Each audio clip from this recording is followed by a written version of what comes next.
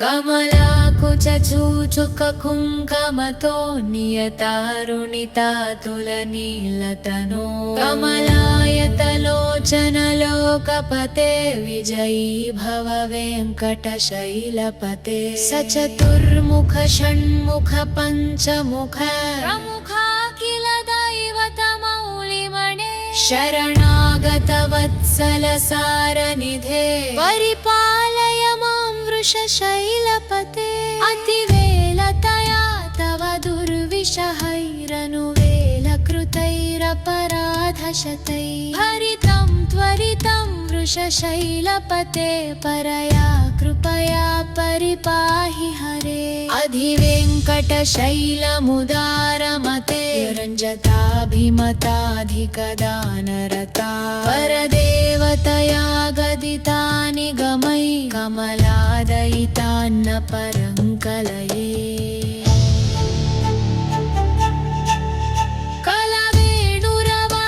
कलवेणुरवावशगोपवधू शतकोटिवृतात् स्मरकोटिसमात् प्रतिपल्लविकाभिमतात् सुखदात् वसुदेवसुतान्न परङ्कलये अभिराम गुणाकरदाशरथे जगदेकधनुर्धरधीरमते रघुनायक राम रमेश विभो वरदो भव देवदया जलधे अवनीतनया कमनीयकरं रजनीकरचारुमुखाम्बुरुहं रजनीचरराजतमो मिहिरं महनीयमहं रघुराममये सुमुखं सुहृदं सुलभं सुखदं स्वनुजं च सुकायममोघशरम् अपहाय रघुद्वयमन्यमहं न कथञ्चन कञ्चन जातु भजे विना वेङ्कटेशं ननाथो ननाथः सदा वेङ्कटेशं स्मरामि स्मरामि हरे वेङ्कटेश प्रसीद प्रसीद प्रियं वेङ्कटेश प्रयच्छ प्रयच्छ अहं दुरदस्ते पदाम्भोजयुग्मप्रणामेच्छय गत्य सेवां करोमि सकृत्सेवया नित्यसेवाफलं त्वं प्रयच्छ प्रयच्छ प्रभो वेङ्कटेश अज्ञानिना मया दोषान् शेषान् विहितान् हरे क्षमस्व त्वं शेषशैलशिखामणे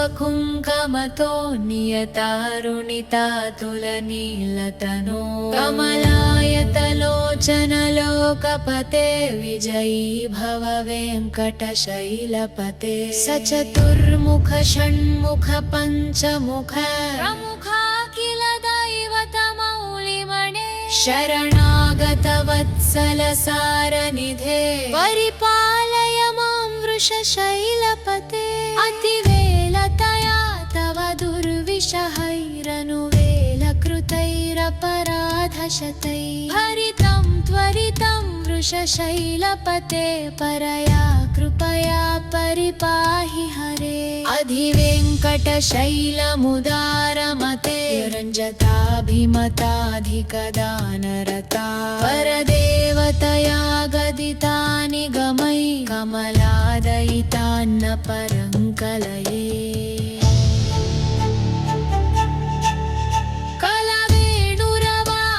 कलवेणुरवावशगोपवधू शतकोटिवृतात् स्मरकोटिसमात् प्रतिपल्लविकाभिमतात् सुखदात् वसुदेवसुतान्न परङ्कलये अभिराम गुणाकरदाशरथे जगदेकधनुर्धरधीरमते रघुनायक राम रमेश विभो वरदो भव देवदया जलधे अवनी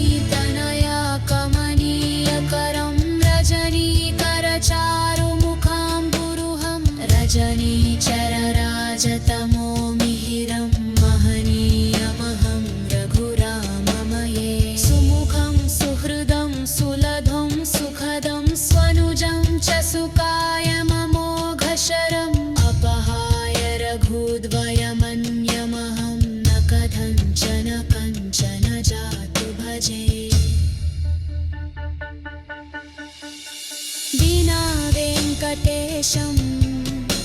ननाथो ननाथः सदा वेङ्कटेशं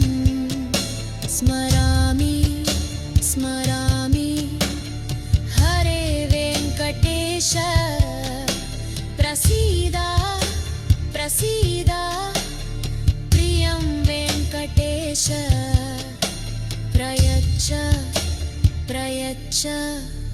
अहं दुरदस्ते पदाम्भोजयुग्मप्रणामेच्छयगत्य सेवां करोमि सकृत्सेवया नित्यसेवाफलं त्वं प्रयच्छ प्रयच्छ प्रभो वेङ्कटेश अज्ञानिना मया दोषान् शेषान् विहितान् हरे क्षमस्वत्वं क्षमस्वत्वं शेषशैलशिखामणे।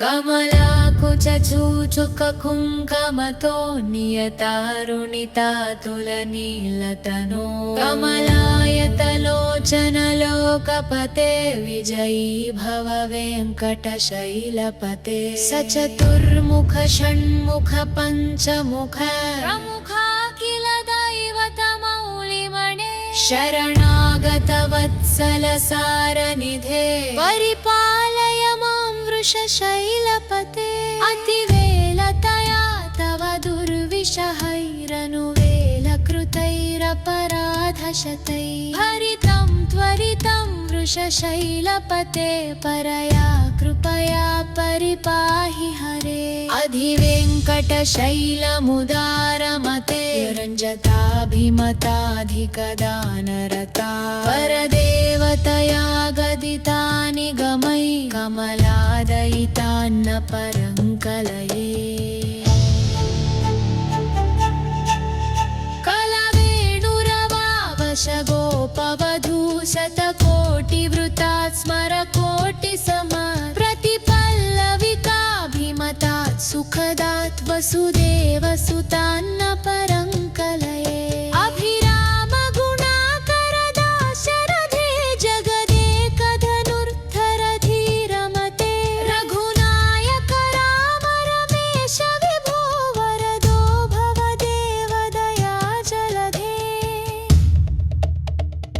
अवनीतनया कमनीयकरं रजनीकरचारुमुखाम्बुरुहं रजनीचरराजतमो मिहिरं महनीयमहं रघुराममये सुमुखं सुहृदं सुलभं सुखदं स्वनुजं च सुकायममोघशरम् अपहाय रघुद्वयमन्यमहं न कथञ्चन कञ्चन जातु भजे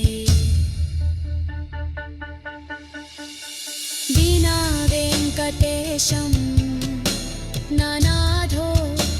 ननाथः सदा वेङ्कटेशं स्मरामि स्मरामि हरे वेङ्कटेश प्रसीद प्रसीद प्रियं वेङ्कटेश प्रयच्छ प्रयच्छ अहं दुरदस्ते पदाम्भोजयुग्मप्रणामेच्छयगत्य सेवां करोमि सकृत्सेवया नित्यसेवाफलं त्वं प्रयच्छ प्रयच्छ प्रभो वेङ्कटेश अज्ञानिना मया दोषान् शेषान् विहितान् हरे क्षमस्वत्वं क्षमस्वत्वं शेषशैलशिखामणे।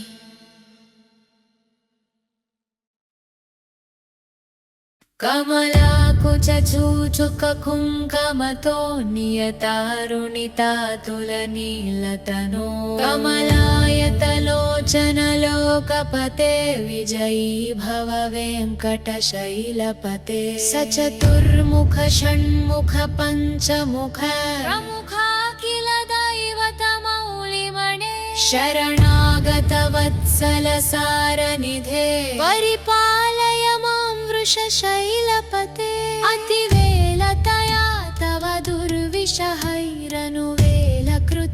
शैलपराधशतैः हरितं त्वरितं वृषशैलपते परया कृपया परिपाहि हरे अधिवेङ्कटशैलमुदारमते रञ्जताभिमताधिकदानरता परदेवतया गदितानि गमै कमलादयितान्न परङ्कलये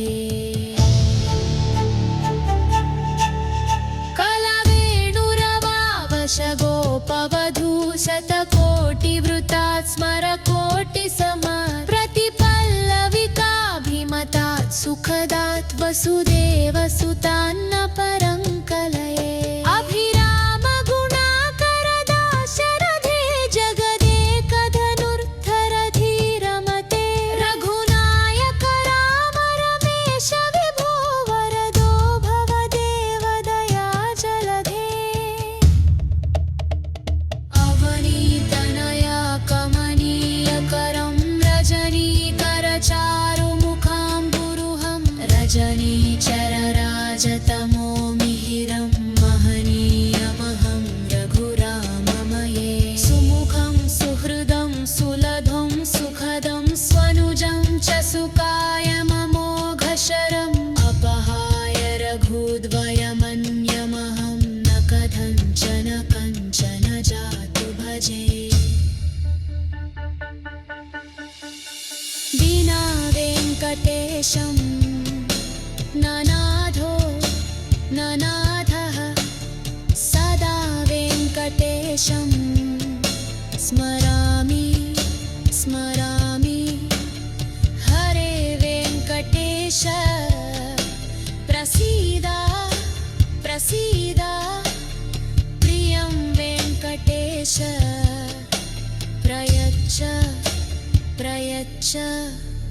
अहं दुरदस्ते पदाम्भोजयुग्मप्रणामेच्छयगत्य सेवां करोमि सकृत्सेवया नित्यसेवाफलं त्वं प्रयच्छ प्रयच्छ प्रभो वेङ्कटेश अज्ञानिना मया दोषान् शेषान् विहितान् हरे क्षमस्व त्वं शेषशैलशिखामणे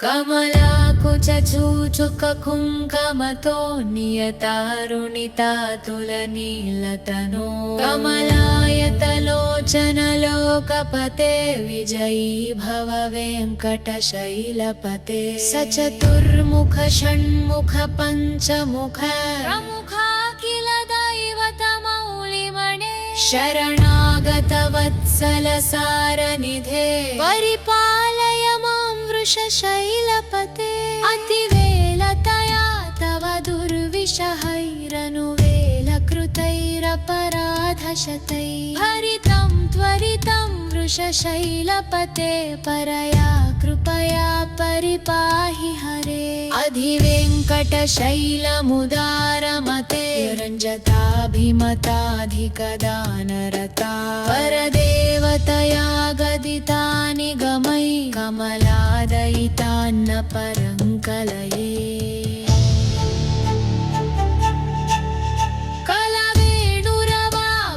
गोपवधू शतकोटिवृतात् स्मरकोटिसमात् प्रतिपल्लविकाभिमतात् सुखदात् वसुदेवसुतान्न परङ्कलये अभिराम गुणाकरदाशरथे जगदेकधनुर्धरधीरमते रघुनायक राम रमेश विभो वरदो भवदेव दया जलधे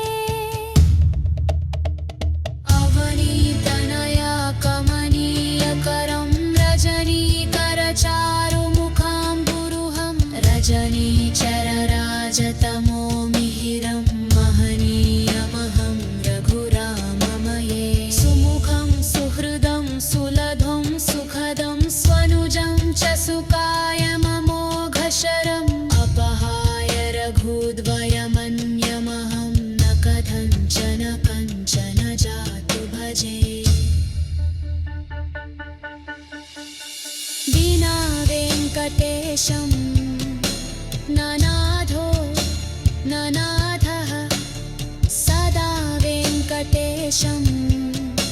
स्मरामि स्मरामि हरे वेङ्कटेश प्रसीद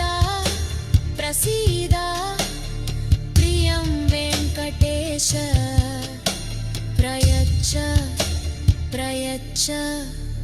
अहं दूरदस्ते पदाम्भोजयुग्मप्रणामेच्छयगत्य सेवां करोमि सकृत्सेवया नित्यसेवाफलं त्वं प्रयच्छ प्रयच्छ प्रभो वेङ्कटेश अज्ञानिना मया दोषान् शेषान् विहितान् हरे क्षमस्व त्वं शेषशैलशिखामणे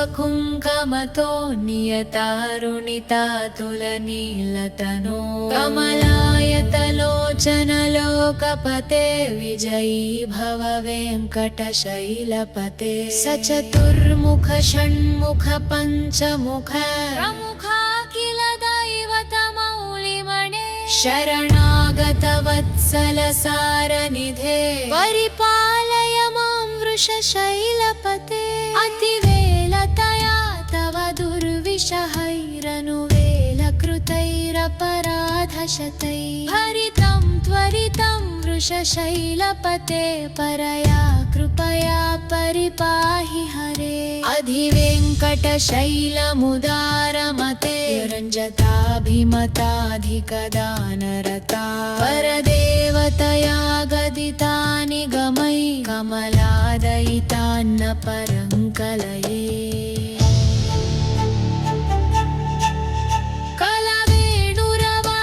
कलवेणुरवावशगोपवधू शतकोटिवृतात् स्मरकोटिसमात् प्रतिपल्लविकाभिमतात् सुखदात् वसुदेवसुतान्न परङ्कलये अभिरामगुणाकरदाशरथे जगदेकधनुर्धरधीरमते रघुनायक राम रमेश विभो वरदो भवदेवदया जलधे अवनीतनया कमनीयकरं रजनीकरचारुमुखाम्बुरुहं रजनीचरराजतमो मिहिरं महनीयमहं रघुराममये सुमुखं सुहृदं सुलभं सुखदं स्वनुजं च सुकायममोघशरम् अपहाय रघुद्वयमन्यमहं न कथञ्चन कञ्चन जातु भजे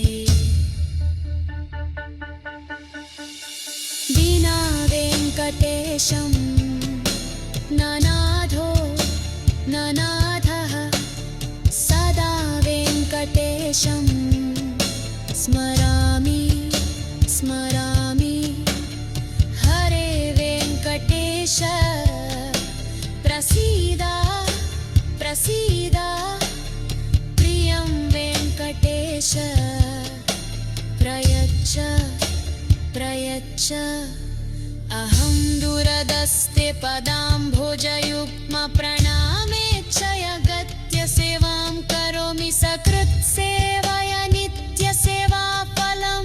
त्वं प्रयच्छ प्रयच्छ प्रभो वेङ्कटेश अज्ञानिना मया दोषान् शेषान् विहितान् हरे क्षमस्व त्वं शेषशैलशिखामणे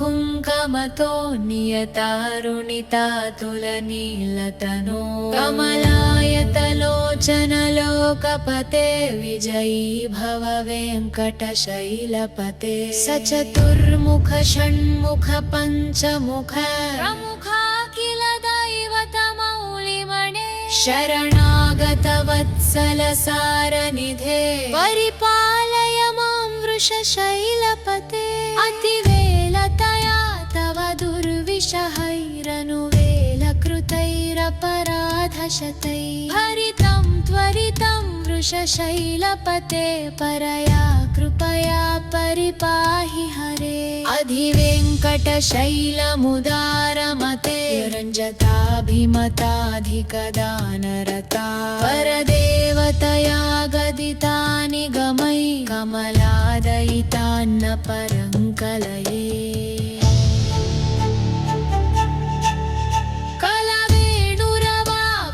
गोपवधू शतकोटिवृतात् स्मरकोटिसमात् प्रतिपल्लविकाभिमतात् सुखदात् वसुदेवसुतान्न परङ्कलये अभिरामगुणाकरदाशरथे जगदेकधनुर्धरधीरमते रघुनायक राम रमेश विभो वरदो भवदेवदया जलधे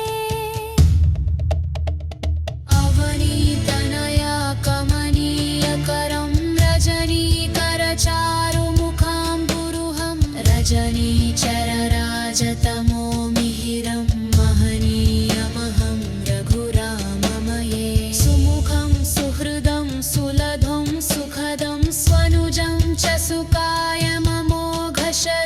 अपहाय रघुद्वयमन्यमहं न कथञ्चन कञ्चन जातु भजे विना वेङ्कटेशं ननाथो ननाथः सदा वेङ्कटेशं स्मरामि स्मरामि हरे वेङ्कटेश प्रसीद प्रसीद प्रियं वेङ्कटेश प्रयच्छ प्रयच्छ अहं दुरदस्ते पदाम्भोजयुग्मप्रणामेच्छयगत्य सेवां करोमि सकृत्सेवया नित्यसेवाफलं त्वं प्रयच्छ प्रयच्छ प्रभो वेङ्कटेश अज्ञानिना मया दोषान् शेषान् विहितान् हरे क्षमस्वत्वं क्षमस्वत्वं शेषशैलशिखामणे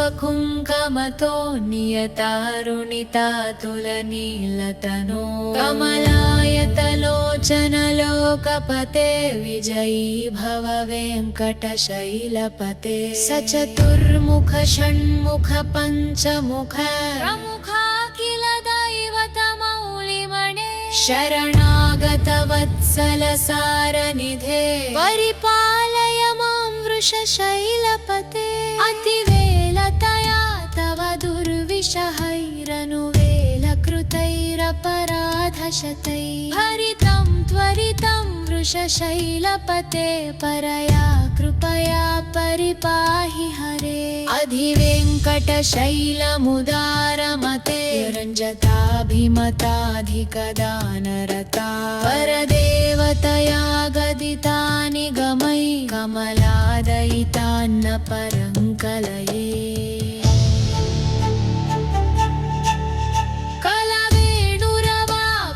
गोपवधू शतकोटिवृतात् स्मरकोटिसमात् प्रतिपल्लविकाभिमतात् सुखदात् वसुदेवसुतान्न परङ्कलये अभिरामगुणाकरदाशरथे जगदेकधनुर्धरधीरमते रघुनायक राम रमेश विभो वरदो भवदेवदया जलधे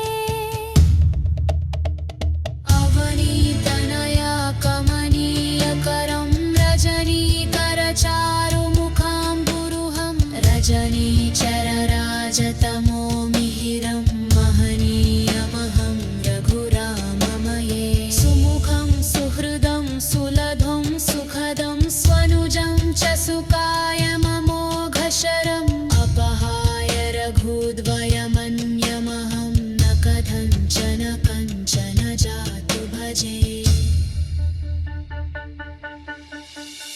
विना वेङ्कटेशं ननाथो ननाथः स्मरामि स्मरामि हरे वेङ्कटेश प्रसीद प्रसीद प्रियं वेङ्कटेश प्रयच्छ प्रयच्छ अहं दूरदस्ते पदाम्भोजयुग्मप्रणामेच्छयगत्य सेवां करोमि सकृत्सेवया नित्यसेवाफलं त्वं प्रयच्छ प्रयच्छ प्रभो वेङ्कटेश अज्ञानिना मया दोषान् शेषान् विहितान् हरे क्षमस्व त्वं शेषशैलशिखामणे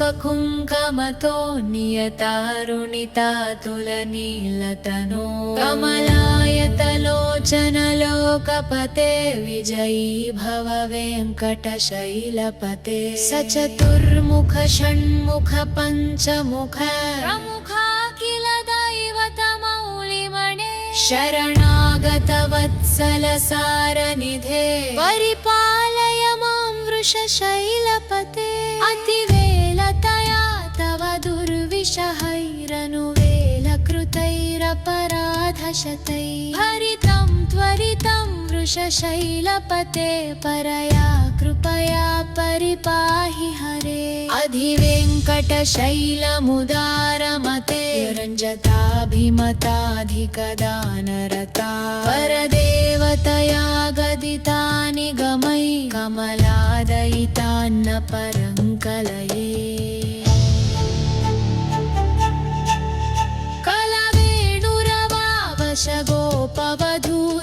कलवेणुरवावशगोपवधूशतकोटिवृतात् स्मरकोटिसमात् प्रतिपल्लविकाभिमतात् सुखदात् वसुदेवसुतान्न परङ्कलये अभिरामगुणाकरदाशरथे जगदेकधनुर्धरधीरमते रघुनायक राम रमेश विभो वरदो भवदेवदया जलधे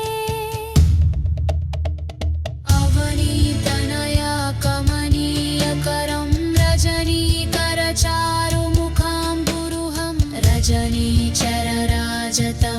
मिहिरं महनीयमहं रघुराममये सुमुखं सुहृदं सुलभं सुखदं स्वनुजं च सुकायममोघशरम् अपहाय रघुद्वयमन्यमहं न कथञ्चन कञ्चन जातु भजे विना वेङ्कटेशं ननाथो ननाथः सदा वेङ्कटेशं स्मरामि स्मरामि हरे वेङ्कटेश प्रसीद प्रसीद प्रियं वेङ्कटेश प्रयच्छ प्रयच्छ अहं दूरदस्ते पदाम्भोजयुग्मप्रणामेच्छयगत्य सेवां करोमि सकृत्सेवया नित्यसेवाफलं त्वं प्रयच्छ प्रयच्छ प्रभो वेङ्कटेश अज्ञानिना मया दोषान् शेषान् विहितान् हरे क्षमस्व त्वं शेषशैलशिखामणे